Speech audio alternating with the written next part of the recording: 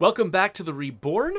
We're picking up right where we left off. We're going to be running around and dealing with some of the last missions for the Warlord Legacy.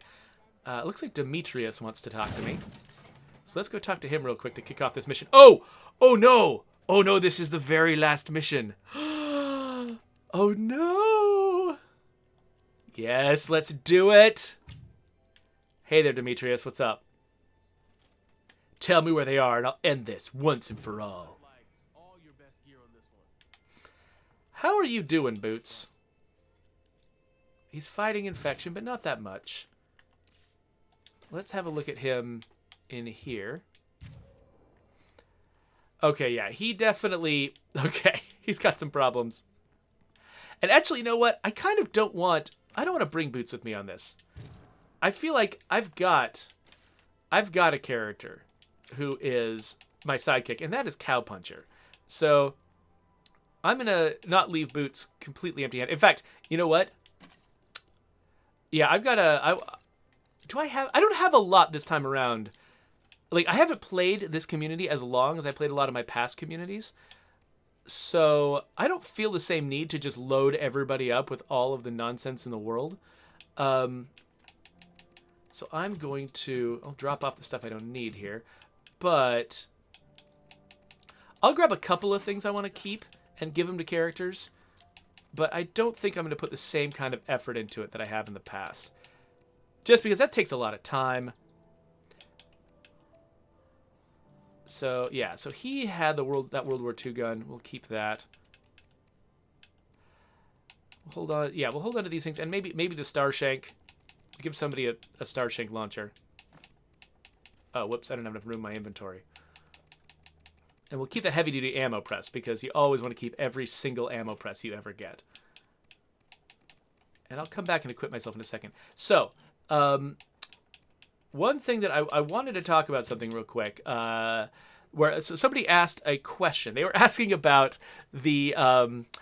there's a feature that seems to be hinted at in the beta that doesn't actually work in the beta. And I don't know, I thought people might be interested a little bit in sort of the process there. So when we are working on a feature, okay, let me back up. So we issue updates to the game, right? Every few months, there's some kind of update to the game. Some features that we work on take longer than that to finish. And so if we just ran out and oh yeah, Boots, why don't you stop following me? If we just sort of released whatever state the game was in internally, if we just released it whenever, you'd get a bunch of in-progress, half-finished features. And nobody wants that, right? You don't want to get something that's half done. You want to get features when they're actually fun and ready to play. She's a bit of a noob. I don't know if I want to drop anything on her. You know what? She can have a Starshank launcher. That's fine. But who I really want to find is Cowpuncher. And it could easily be that Cowpuncher is not in the base right now, in which case I'll just grab somebody else and not worry about it. But there he is. Hey there, Cowpuncher. You got a pretty nice gun, but I think I'd rather you have this heavy-duty sucker. Oh, actually, I needed to switch to your inventory to make sure you're equipping it. Let's equip that. I'll take back things you don't need. You know what? You can keep that assault shotgun just in case. Now let's go grab some first aid and other stuff and get ready to go. Anyway, so you don't want a feature that's half done that ruins the game if it's if it's there. So So we're very careful about what we release and what we share. And so we've got this idea of what we call a feature flag, which basically means we say, okay, this feature only works when we flip this switch in the game. And so when we're working on a feature and it's half done, we'll put it behind a feature flag. And basically, we don't enable that feature flag if we go out with a new update or we go out with the public test realm. We don't turn that feature flag on, and so an entire feature will be hidden from you. And that works a lot of the time. Now and then, though, there are just places where it would be really inconvenient to try to implement a feature flag for some tiny little tweak. For instance, if I was to go through all of the weapon descriptions in the game, like, whenever you're looking at a weapon, right here, and currently it says, you can see up there, it says civilian vector carbine, ranged weapon, rifle. If I went through and I searched for the word ranged weapon in all of the weapon descriptions, and I swapped it out for, say, the word primary or the word sidearm, to support some feature that might be coming on down the line, it might not be worth it to make a feature flag just to hide that text. And so maybe we would go live in the public test realm with that description change made, but no feature to support it, because the feature might be behind a feature flag, but we didn't bother to do it with the content. For instance, the key binding screen might have something in there that would have been really sort of inconvenient to put behind a feature flag. And we were like, you know what? Because we thought about it. We looked at all this stuff. We were like, do we create a feature flag to be able to handle hiding this stuff from players? We were like, you know what? Players are going to make some guesses about what this feature is. And maybe we think that those guesses will largely be correct, and players might actually kind of get a little bit excited about it and maybe feel good about what they're finding there. And so maybe it's not worth it. Maybe it's cool to just leave it in there and let players have a hint about what's coming down the pipe. And so that's maybe the decision that we made. So enjoy thinking about the possibilities, and we will see what shows up later on. In the meantime, I'm going to grab some first aid. I'm going to grab some fancy heals. Let's make sure our car's in good condition and we got enough gas. Let's bring... Yes, if there's ever a time to use the Willy Pete, it's right now. Let's bring all the bombs.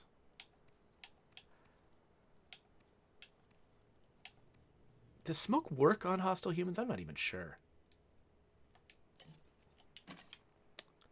Oh, wait, I didn't grab... Okay, let's go dump some stuff in the car. And then I'm going to come back because I didn't grab enough ammo. So we'll go fill up the car, then I'll fill up my ammo, and we'll be ready to go. Oh, wait, I equipped Cowpuncher. I didn't actually invite Cowpuncher. Cowpuncher! Are you still up in the watchtower? No reason why you would have left, huh? Cogs asks, can I request a trait? I mean, you could request one. Definitely not making any promises about whether you'll get one, but feel free to request all day.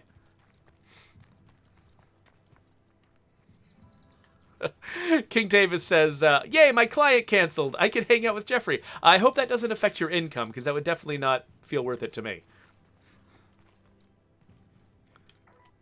Okay, let's repair the Megamax.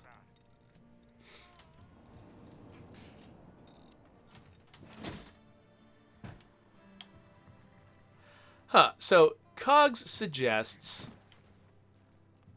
still a little bit damaged. You know what? This is the last run of this car, so I'm going to use all of my repair kits on it. Cogs suggests a trait that makes characters happy on one map and less happy on another map. Now, one problem we have with that is, oh man, yeah, okay, people have been talking about this in the beta too, that it feels like sometimes parking spaces have gotten more sensitive lately. Like, they're weirder about whether or not you're successfully parked. It's kind of odd. Anyway, the downside of that is, of course, I mean, players are already frustrated fairly often by arbitrary morale problems and tend to sort of eject characters over them. And your map is something that is so, onerous to change. I would feel cautious about doing that. But also, we actually don't have the ability for... We haven't set up a buff like that. Like, that would definitely take... So, like, I actually would be sort of, like, amused by the idea of adding a trait to the game just for giggles, if it's something that I can already do. But... let's just... I don't need to worry about smoke. Actually, yeah, I keep forgetting that I want to have a bunch of bullets. But that particular one, because that buff doesn't exist in our game yet, a programmer would have to implement it. And that's the thing. I'm probably not very likely to sort of take a programmer off their existing priorities just to make me something like that, so I can make a cute trait. So probably not doing that one, but I do appreciate the suggestion, Cogs.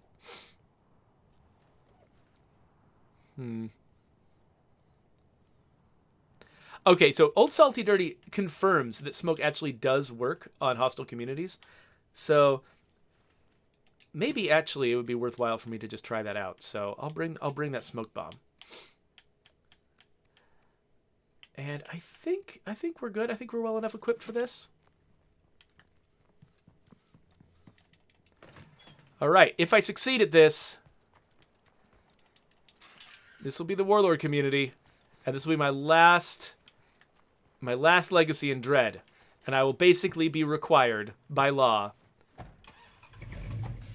to move on to Nightmare.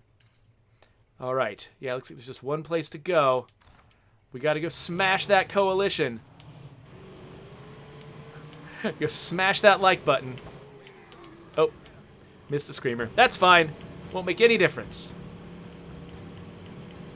After we definitely succeed at this fight. It won't make any difference at all.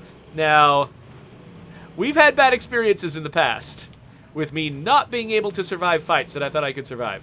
So, wait, last time no, what? I'm not doing this. Last time I went off this cliff, my car ended up stranded, and the last thing I need is to end up with a stranded car surrounded by the Coalition. So we're going to take proper roads, he said, smashing into a rock. We're going to take proper roads and get there the right way.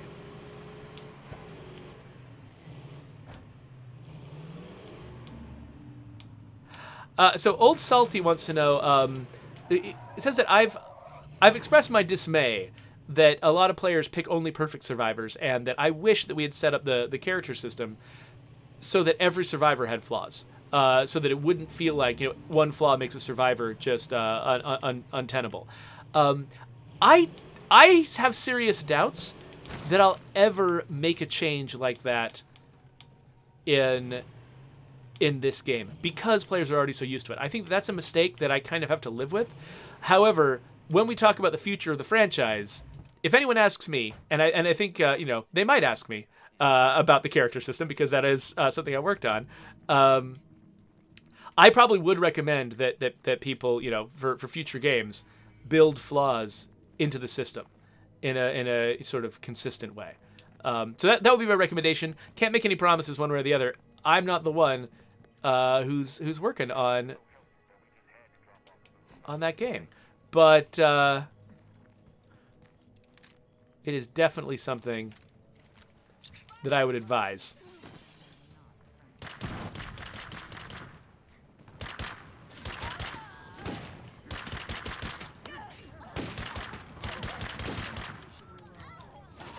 Oh crap, zombies.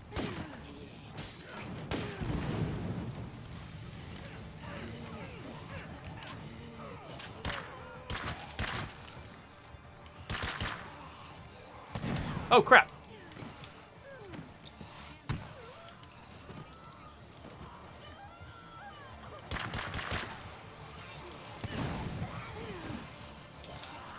No, get off me! No, I thought I'd dodged fast enough. Dang it. Come here. All of you die.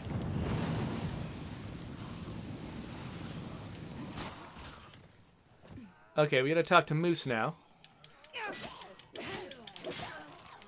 After we've dealt with all the remaining zombies, including these fresh ones. So I wasted that smoke. I ended up throwing it in a place where it did not matter.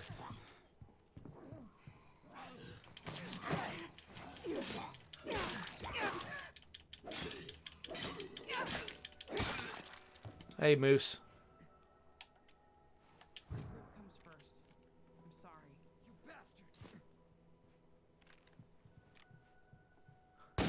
Oh, I'm just the worst.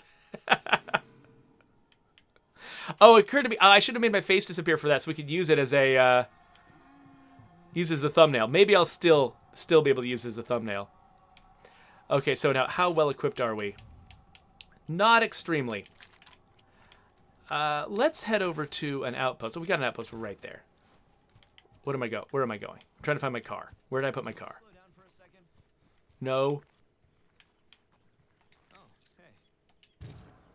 How you doing?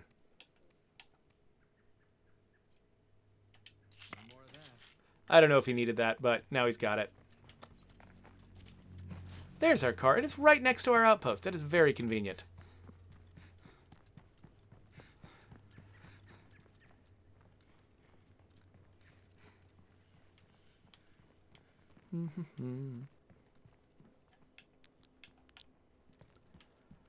All right. So let's definitely grab some more ammo. And some more fire. Some bombs, why not? Use some first aid. C4? I don't know. Let's grab this. All right, let's go to Coalition headquarters.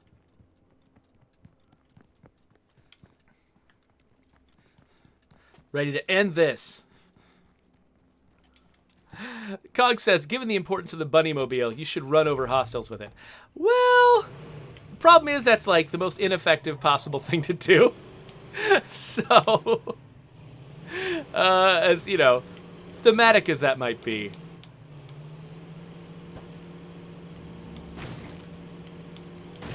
Coalition leaders are in that building. This is our time. We'll take them here and now. Move! Oh, crap.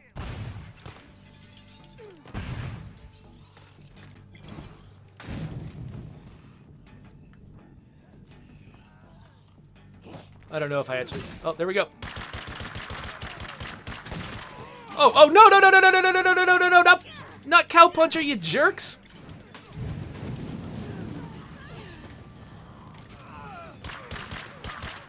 I'm just shooting over the head of this zombie. Oh, come on.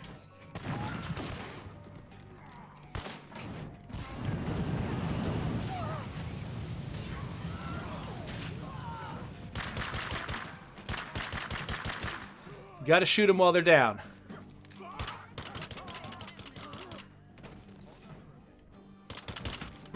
Oh, come on.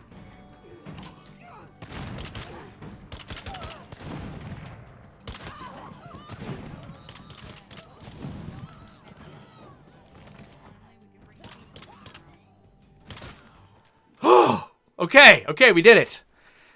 Nice. Tried and tested.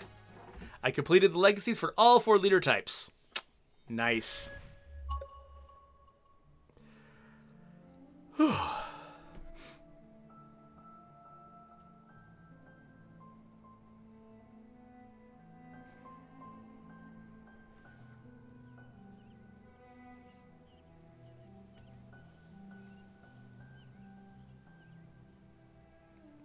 This kind of speech doesn't come easy to me. Yeah, big surprise. We stuck together and we built something that can last. And I say we can do it again. In the next town. And the one after that.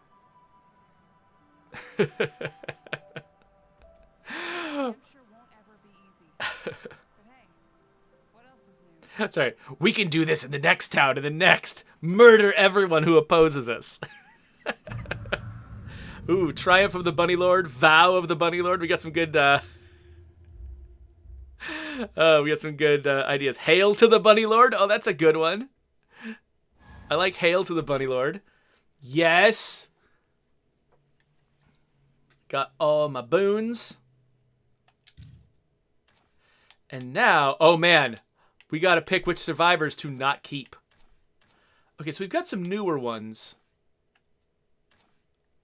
Like this guy and her, that they're just barely citizens. Oh, I like Demetrius.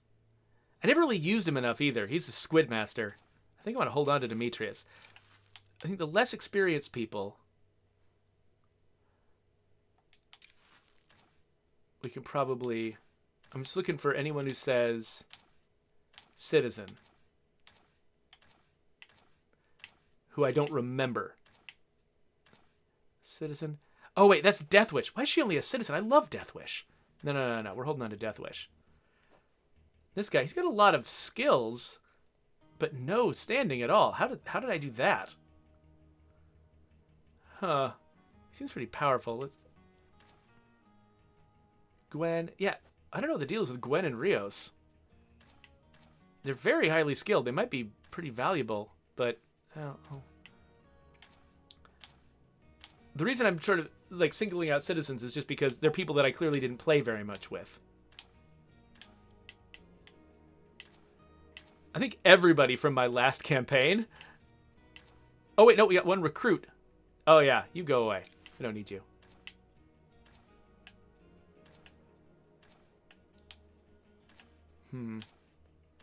Oh, here we go.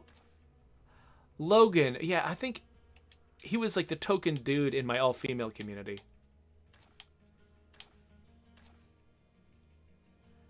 But his name's...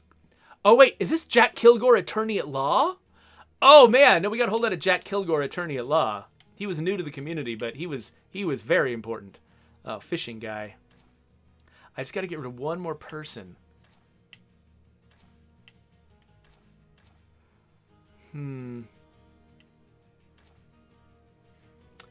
Maybe Gwen? She's a food borrower. Or Kiko, that's just a cool name. He was a high school mascot. And he knows computers. That's actually pretty important. Man, making these decisions is tough. Kylie. I think Kylie had a cool outfit, if I remember right. Kind of a cool, rare outfit. You know what? Let's say Rios. All right, there's our people. And now we've got the credits, which I'll, of course, make you watch the entire... We got to watch the entire credits, obviously.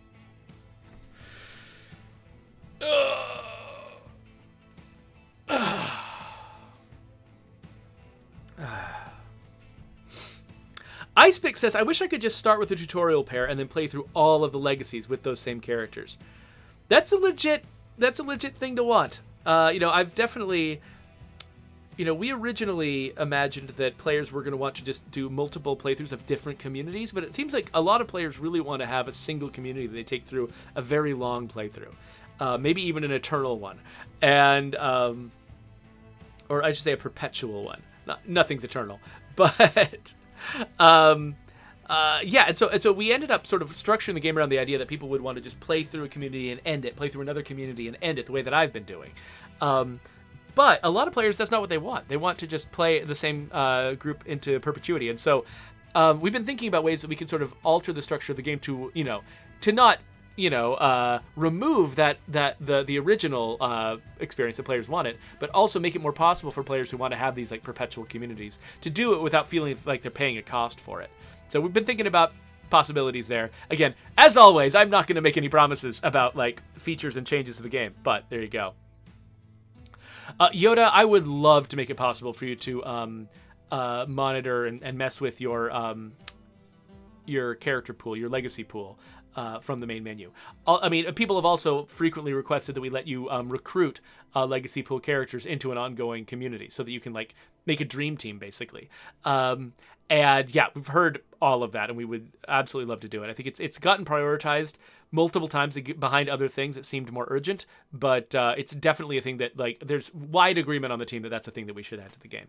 So as always, can't promise, can't give you any timelines, but that is something that we would love to do. Undead Toad asks, how many days do you usually spend to finish a legacy? I mean, basically, I practically only play the retail game on my stream. And so you can actually look back at my videos and see exactly how long it takes me. You look at any of my playlists on YouTube of my, of my playthroughs. Like I've got this one, it's called The Reborn. This is the last episode of, I believe this was probably episode 15. And so this took me 15 sessions that were on average probably about an hour. This one was a little short because I was just right at the end. On average, my play sessions are usually about an hour though, so I guess it takes me about 15 hours. I do tend to be a little bit of a, I don't know, I'm not speed running. I usually just I'm sort of fiddling around and just doing stuff that catches my fancy, and so I'm not like trying to rush it or anything like that. But yeah, I guess it takes me about 15 hours. My previous group, the one that was headed up by Chester originally, that one took longer because I got my leader killed, and I kind of had to start the legacy over, and I was very paranoid about it because it went so badly the first time. I kind of took my time. That one I think it might have even been, was it 20 sessions? I don't know. That one took a while. So Melitor asks, do the credits change as team members are added? So periodically we will do an update to the credits. We don't just do it immediately, I don't think. I think usually we kind of do it in chunks. But when we do a major update, we often do a credits update. So like for instance, when we released the Juggernaut edition, we did an update to the credits where I believe we added a layer of Juggernaut credits at the front, and then you could still see like the earlier iterations of the game. So you could see, for instance, the fact that like on the Juggernaut edition, I was the design director. Jürgen Tierna was the tech director, and now Brent Fitzgerald has never been credited as the art director. Kevin Punn was the new art director for the Juggernaut edition.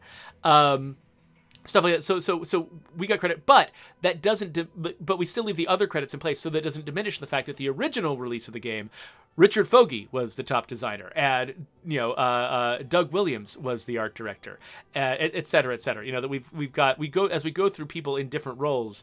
We want to make sure that we preserve the legacy of each of those colleagues who worked on something, who might be working on something else now, might have even left the company, but we don't want to like replace them in the credits with the new person who now has that role. We want to make sure that we acknowledge both. King Tavis asks, do video game credits work similarly to performing rights like in films and movies? So I don't know what the rules are for films and movies. I am aware, though, that they are very stringent and managed by unions. Video game industry doesn't have unions, generally. And so there isn't any like central body that negotiates the meaning of different types of credits. So like in the movie industry, when you see someone has a certain credit, you can actually look up somewhere what that credit means and the conditions under which that credit can be used for that person. The title that they get credited with, and they're very stringent about it. And you have to credit people in certain ways because of like union agreements and stuff like that. The video game industry is much just it's sort of the Wild West about that kind of stuff. Each company decides how they want to handle credits, and there are some just sort of general standards that sometimes people try to adhere to, but it's informal. Nothing's enforcing it, and so you'll end up with sometimes teams doing just whatever. Half-Life 2, I remember noticing that just the team is credited like in alphabetical order with no titles, which is certainly one way to do it.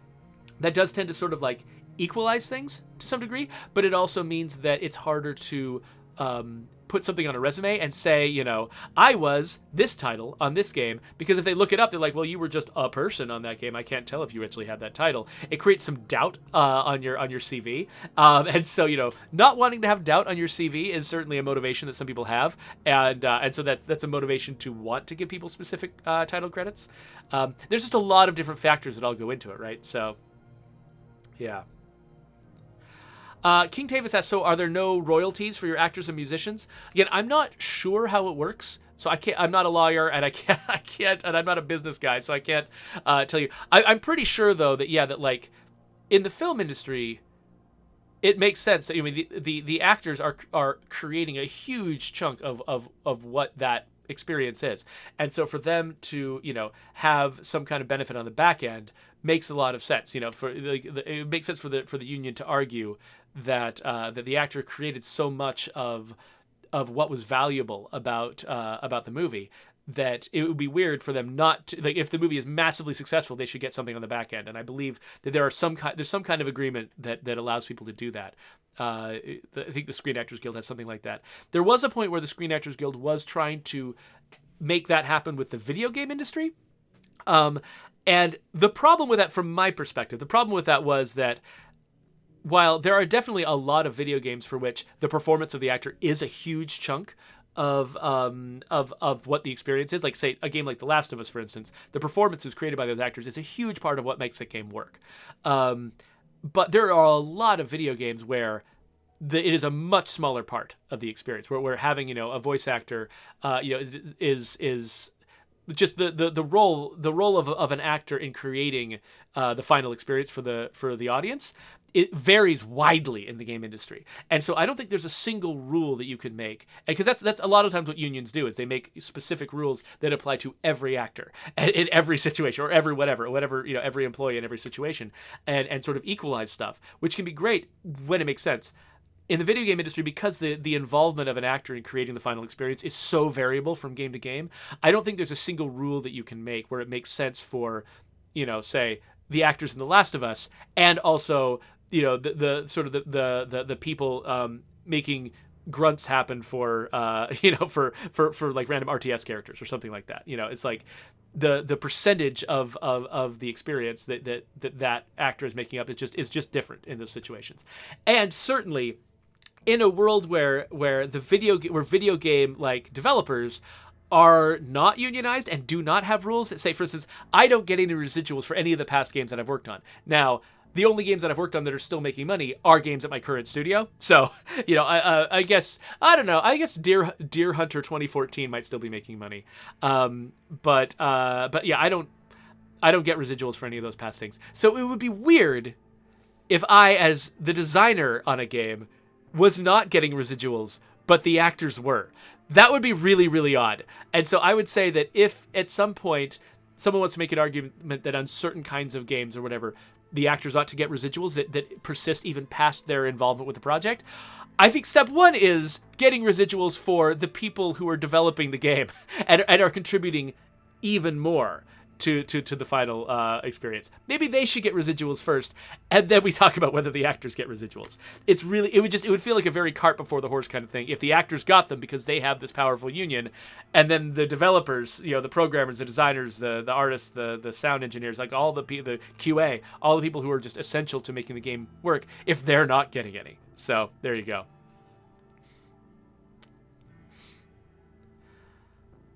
Boop boop boop. So that was an interesting thing to talk about, I guess, while the credits are rolling. I mean, you've got to talk about something while the credits are rolling, right? So, Ranithcord says, it sounds like you need a union too. So, I don't feel like I know enough about the ups and downsides of unions because I've never been in one. I don't have a super strong opinion about it. It does seem theoretically in the interest of a video game developer like myself to have some power just beyond my own ability to to negotiate. It's like it is possible to be kind of at a disadvantage, and to have a large company treat you like you're fungible, like oh well I can get another designer whenever. Everyone wants to be a video game designer. I can get another designer anytime I want, and as I work my way up in my career, I can start to sort of establish some unique value. Well, it's like, how many game designers have done this, and I can sort of try to bring something to the table that makes me uniquely valuable. But there's a lot of people who are early in their career. I've certainly, for most of my career, I was working on games that you don't brag about.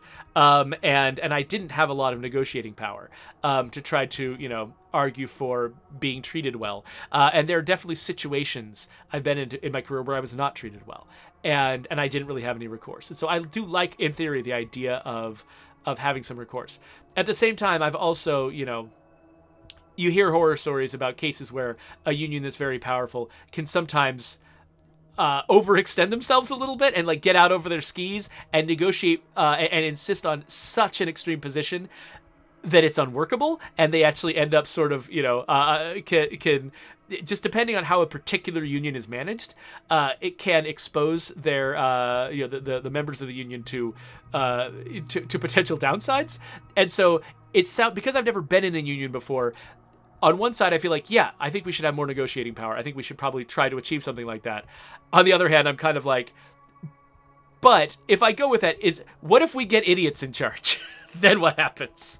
And so, because it's an unknown, it carries a little bit of scariness for me at the same time. But it's easy for me to say that. I'm in a position in my career where, I'm much more established than I used to be. I'm working at a reputable company, and I'm doing I'm playing a really important role. It's very easy for me to sort of dismiss the value of a union because I feel like I'm in a pretty solid position right now myself. But that doesn't necessarily mean that everyone in the industry feels that way, and I certainly remember not feeling that way myself. And so my discomfort and fear might not be a very, appropriate measure maybe of the downsides, because part of my fear is about how comfortable I am now and worries about how changes might impact me. And people who are in a comfortable position always feel that way, right? And so it doesn't necessarily mean that you should listen to their concerns.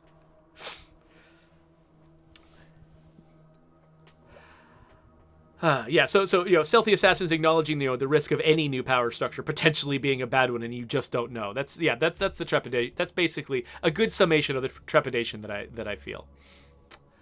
Raneth Cord says, luckily, Undead Labs seems like a great place to work, but other studios don't always seem so great. Yeah, Undead Labs, I gotta say, there have been times when I've crunched at Undead Labs, but it was always like they worked very hard to make sure that the crunch was under control. That it was like, we'll do 2 weeks of exactly this much more crunch, and then 2 weeks off, or whatever. They would come up with a schedule where it wouldn't just be like, work the maximum amount for an indefinite period of time. Like, that kind of crunch will just kill you. I did 6 months on Kung Fu Panda 2 of just like 14 to 16 hour days. And it was, I think I had 3 days off that entire time. And it was ridiculous. And the game at the end, it shipped, which was what we were crunching. We weren't even crunching to make the game good. We were crunching so that it would ship, because we had a desperate publisher who was about to go out of business, pushing us as hard as they possibly could to try to make that game happen. And they were flailing and feeling crazy and just and basically insisting that we needed to try a bunch of weird stuff that was never going to work.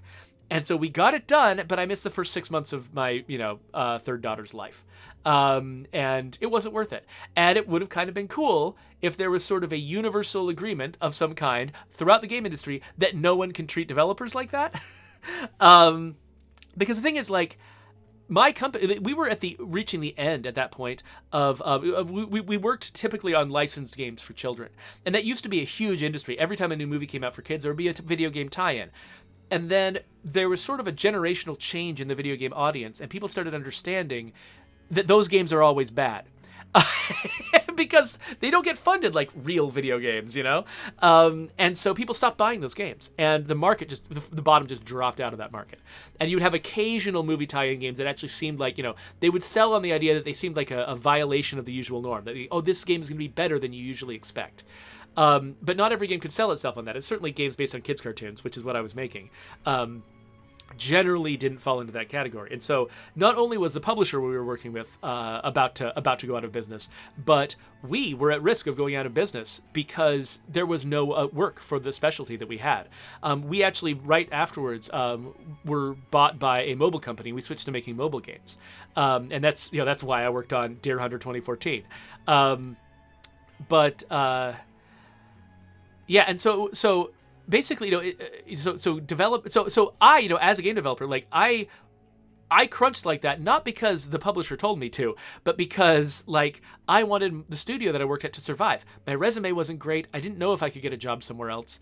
And I really, really wanted the studio that I worked at to keep being a studio. And if we didn't deliver this project, if we had to like renege on the contract because we couldn't finish a shippable game in the time we had, that could spell serious disasters for the studio that I worked for. And I wanted to keep my job. And so we kept doing it. If there was, but what that means is that there was a situation where, because a particular studio was at a disadvantage and because, a publisher was desperate, they were able to extract a level of work from me that just was not appropriate, right? I mean, that no one should have to do that. And really what they should have done was, everyone probably should have, realized this was an untenable, the crazy stuff they were trying to do was untenable. They should have scaled back the ambitions of the project to fit what they could actually accomplish. But because there were no limits on what they could ask us to do, there were no limits on, the level of desperation that I felt as an employee, that my studio felt as a studio that was seeing the end of its business strategy or its business model, because everyone was desperate, you could just ask people to do anything. And so it does seem like it would be good if there was some sort of like floor set across the board. Like everyone in the game industry agrees this is how bad you can treat someone and you can't go lower. And then everyone will make their decisions based on that, just assuming that that's the floor. They can't go any lower than that. And you can definitely treat people better than that. If you want to stand out among developers, among publishers or whatever. But there's just like certain things you can't do, and you have to make instead of having the treatment of your employees be the thing that's flexible that you can always change when you get desperate, having that be the thing that's immutable. And you got to change something else. You got to, push out your market, push back your marketing push, or you've got to, scale down the emissions of the game, release in early access, or, there's all these new flexible options that people have for dealing with the fact that making games is hard, and it's hard to, ship things on time. That's really, really difficult, and that expectations of players keep getting ratcheted up, and it's like more and more expensive to make these things and meet people's standards. There's a lot of new strategies that you can adopt that to deal with that stuff that doesn't necessarily involve exploiting your employees. So yeah, that does seem valuable. So King Tavis says, it's interesting that the video game industry is now bigger than Hollywood, but the artists still aren't on the same level of like pay /status /artistic residuals, etc. Yeah, it's tough because I think that one of the reasons I think is the fact that video games are actually intrinsically more of a team effort than movies are. Like movies are a team effort, but they very intentionally the sort of the culture around making movies was built up around the idea of focusing very heavily on singular artists making decisions, on having a director who's got absolute control over how the thing is made, which it is actually mitigated by the power of the studio funding it. But in theory, it's the director's vision that you're trying to create, and that there are these sort of department heads who have who have this Oscar-worthy impact on the making of a movie. And there are video games that have small teams where a lot of it is really down to a lot of individual flair, being an individual talent being what makes a particular game, but the balance is different from movies. We are very set because it's a little bit more like animation studios where there are a few famous animation directors out there, but not a lot of them, not to the same degree as live action movies, because animation studios require everyone to be firing on all cylinders, everyone at every level of the company, in order to determine sort of the final quality. And there's lots of little tiny creative decisions that are just constantly being made at a micro level that have a huge impact.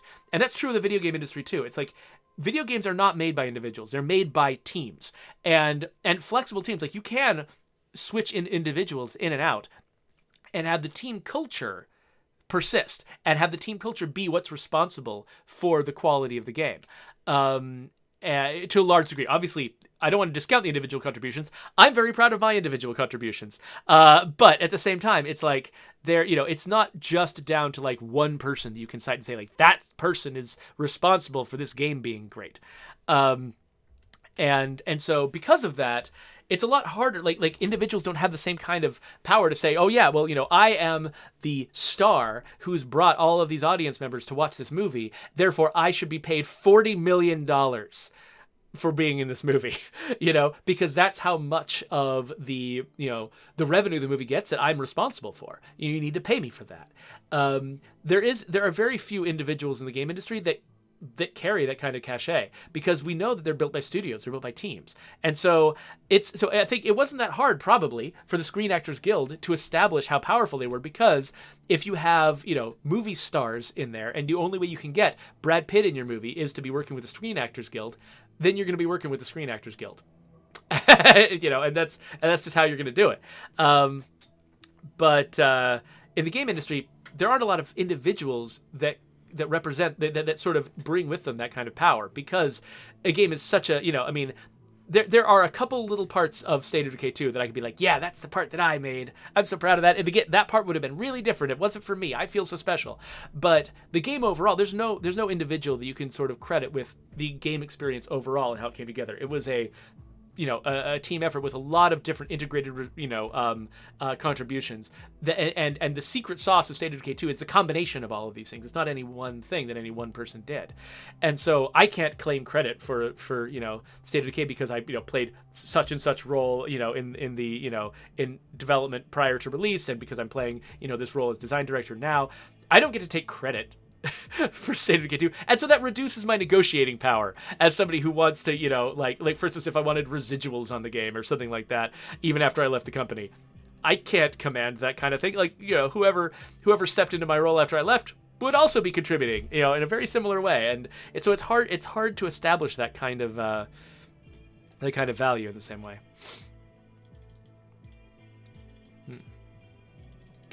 So anyway. Let me catch up a little bit with the chat here. We might be done. Let's see here.